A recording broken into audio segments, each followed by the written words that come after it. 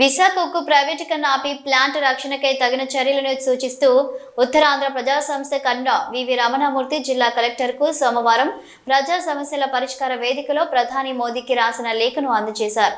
ఉమ్మడి ఆంధ్రప్రదేశ్లో జరిగిన ప్రజా పోరాటాలతో 32 మంది ప్రాణత్యాగాలతో అమృతరావు ఆమరణ దీక్షతో 64 గ్రామాల ప్రజల 26,000 ఎకరాల భూమిని త్యాగం చేయడంతో విశాఖ ఉక్కు పరిశ్రమ ఏర్పడిందని కలెక్టర్కి రమణమూర్తి వివరించారు.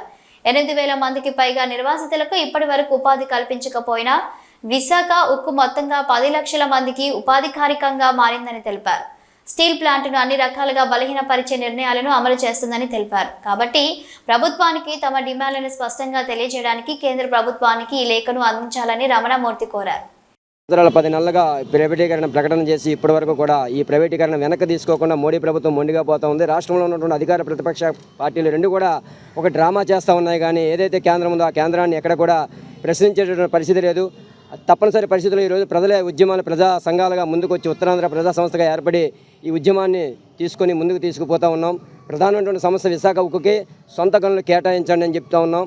సొంత గనులు కేటాయించినట్లయితే ఈరోజు ఉక్కులో 100% ఉత్పత్తి జరుగుతుంది. ఉత్పత్తి జరిగితే మాకు సంబంధించిన ప్రతి సమస్య కూడా పరిష్కారం అవడానికి అవకాశం ఉంది.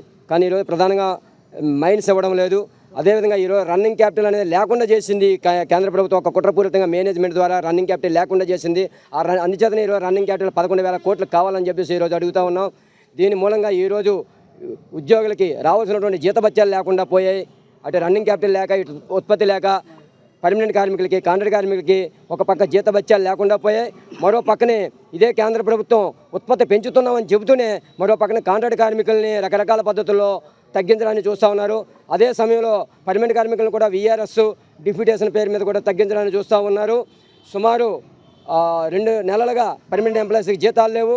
అదేవిధంగా కాంట్రాక్ట్ కార్మికులకి సుమారు 4-5 నెలలుగా జీతాలు లేవు.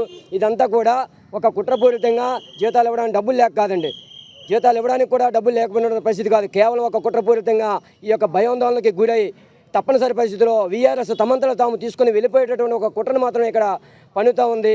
అంచేత ఈ యొక్క చర్యలు ఏవైతే ఉన్నాయో ఈ చర్యలన్నింటినీ కూడా కేంద్ర ప్రభుత్వం ఖచ్చితంగా వెనక్కి తీసుకోవాలి. ఈ రాష్ట్ర ప్రభుత్వాలు ఏవైతే ఉన్నాయో అవి ఖచ్చితంగా కేంద్ర ప్రభుత్వాన్ని ప్రశ్నించాలి. విశాఖ ఉక్కు కర్మాగారం ఎట్టి పరిస్థితుల్లో కూడా ప్రైవేటీకరణ చేయడానికి వీలేదు. 100% ప్రభుత్వ రంగంలో కొనసాగాలని చెప్పేసి ప్రశ్నించాలి. అలా ప్రశ్నించవలసినటువంటి ప్రభుత్వం నిశ్శబ్దంగా ఉండడాన్ని వ్యతిరేకిస్తూ ఉత్తరాంధ్ర ప్రజా సంస్థగా ఈరోజు జిల్లా కలెక్టర్ కార్యాలయంలో ఒక మెమోరాండం ఇవ్వడానికి ఉత్తరాంధ్ర సంస్థగా రమణమూర్తి గారు ప్రజా సంఘాల ఆధ్వర్యంలో మేము కంటిన్యూగా వస్తున్నాం. మిత్రులారా, విశాఖపట్నం స్టీల్ ప్లాంట్ని ప్రైవేటీకరణ చేయకూడదు అనే నినాదంతో ఇవాళ అందరూ కూడా ఒక ఉద్యమాన్ని ప్రారంభించడం జరిగింది. అందులో భాగంగా ఈరోజు విశాఖపట్నం జిల్లా కలెక్టర్ ద్వారా ప్రధానమంత్రికి ఒక విజ్ఞాపన పత్రాన్ని ఇవ్వడానికి ఇక్కడ ప్రజా సంఘాలన్నీ కూడా వచ్చినాయి. ముఖ్యంగా విశాఖపట్నం స్టీల్ ప్లాంట్ని ఒక క్రమ పద్ధతిలో ప్రైవేటీకరణ చేయడానికి కేంద్ర ప్రభుత్వం కుట్ర పన్నుతోంది. దాంట్లో భాగంగానే ఈవేళ ఉద్యోగులకి జీతాలు కూడా ఇవ్వట్లేదు. జీతాలు ఇవ్వట్లేదంటే 900 కోట్ల రూపాయలు బ్యాంకులో నిల్వ ఉన్నప్పటికీ కూడా కేవలం 80 కోట్ల రూపాయలు జీతాల కోసం ఖర్చు పెట్టడానికి కూడా వాళ్ళు ఒక కుట్రపూర్వకంగా వెనకడుగు వేస్తున్నారు. 35% జీతాలు మాత్రమే ఈ నెలలో పే చేశారంటే డబ్బులు ఉంచుకొని కూడా బ్యాంకుల్లో 900 కోట్లు ఉంచుకొని కూడా ఇవ్వలేదంటే దీన్ని నెమ్మదిగా ఎంప్లాయీస్లోనూ ఉద్యోగం అవసరం లేదు, మేము వాలంటరీ రిటైర్మెంట్ తీసుకుంటాం అని అనిపించేలా చేయడం కోసమే ఇదంతా చేస్తుంది. 2,000 మంది ఎంప్లాయీస్ని ఈవేళ తొలగించి VRS ద్వారా బయటికి పంపించి అది ప్రైవేటుగా రేపొద్దున కొనుక్కోబోయే ప్రైవేటు యాజమాన్యానికి సానుకూలంగా ఉండే పరిస్థితుల్ని, ఆ వాతావరణాన్ని విశాఖపట్నం స్టీల్ ప్లాంట్లో క్రియేట్ చేస్తున్నారు.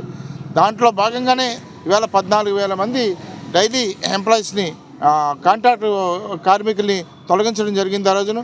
కాకపోతే ఉత్తరాంధ్ర ప్రజలు ఆ రోజు తిప్పు కొట్టడంతో మళ్ళీ ఆ 14,000 మందిని మళ్ళీ విధుల్లోకి తీసుకోవడం జరిగింది. ఇవాళ ఎట్టి పరిస్థితుల్లోనూ కూడా విశాఖపట్నం స్టీల్ ప్లాంట్ని ప్రైవేటీకరణ చేయడానికి ఉత్తరాంధ్ర ప్రజలు అంగీకరించారు. దానివల్ల ఈ రాష్ట్ర ప్రభుత్వ పెద్దలు కూడా వాళ్ళు కూడా నెమ్మకి నీరొచ్చినట్టు కూర్చుంటున్నారు. ఎలక్షన్ ముందు వరకు ఏమన్నారు, విశాఖపట్నం స్టీల్ ప్లాంట్ని ప్రైవేటీకరణ చేయబోము ఎట్టి పరిస్థితులు చేయబోమని చెప్పి ఓట్లు దండుకున్నారు. ఈవేళ అధికారంలోకి వచ్చిన తర్వాత దాని గురించి మాట్లాడట్లేదు. ఇంకొక స్టీల్ ప్లాంట్ ఏమో నక్కపల్లిలోనేమో ప్రైవేటు రంగంలో స్టీల్ ప్లాంట్ తీసుకొస్తున్నారని చెప్పి దానికోసం ఎక్కువగా ఆహ్వానించడానికి కృషి చేస్తున్నారు. కానీ విశాఖపట్నం స్టీల్ ప్లాంట్లో దాదాపు 20,000 మంది ఎంప్లాయీస్, 1,00,000 మంది పరోక్షంగా ఈ స్టీల్ ప్లాంట్ మీద బతుకుతున్నారు. అటువంటి పరిశ్రమనేమో దాన్ని పేకనొక్కి దాన్ని చంపేయాలని చూస్తున్నారు.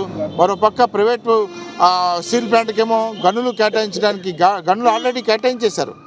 ప్రైవేట్కి అయితే గనులు ఉంటాయి, కానీ ప్రభుత్వ రంగంలో నడిచే స్టీల్ ప్లాంట్కి మాత్రం గనులు లేవు. ఇంత ఘోరంగా వ్యవహరిస్తున్న కేంద్ర ప్రభుత్వం నిర్ణయానికి వ్యతిరేకంగా ఇవాళ పోరాటం జరుగుతుంది. ఇందులో భాగంగానే మేము 10 లక్షల పోస్ట్ కార్డులు ప్రతి ఇంటి నుంచి కూడా ఒక కార్డు మోడీ గారికి విజ్ఞాపన చేస్తూ విశాఖపట్నం స్టీల్ ప్లాంట్ ప్రైవేటీకరణ నిలుపుదల చేయాలి అని చెప్పి ఒకే ఒక నినాదంతో 10 లక్షల పోస్ట్ కార్డులు కూడా ఆల్రెడీ ఆ ఉద్యమం మొదలైంది.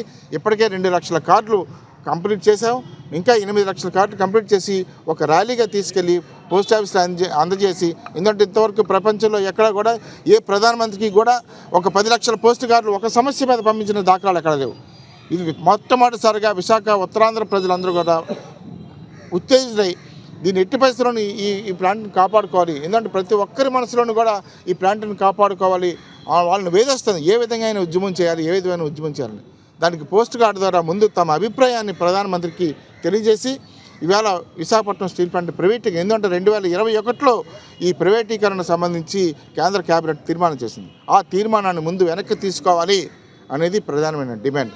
ఇప్పటికైనా సరే ఆ విజ్ఞాపనని మొత్తం ఇక్కడ కార్మికుల సమస్యలు కానీ, ఉద్యోగుల సమస్యలు కానీ, ఈ ప్రాంతం సమస్యలు కానీ అన్నింటినీ క్రోడీకరించి ఇవాళ విజ్ఞాపన పత్రంగా తయారు చేసి మోడీ గారికి పంపించాలని చెప్పి కలెక్టర్ గారిని కోరడానికి ఇక్కడికి వచ్చాం. విద్యార్థి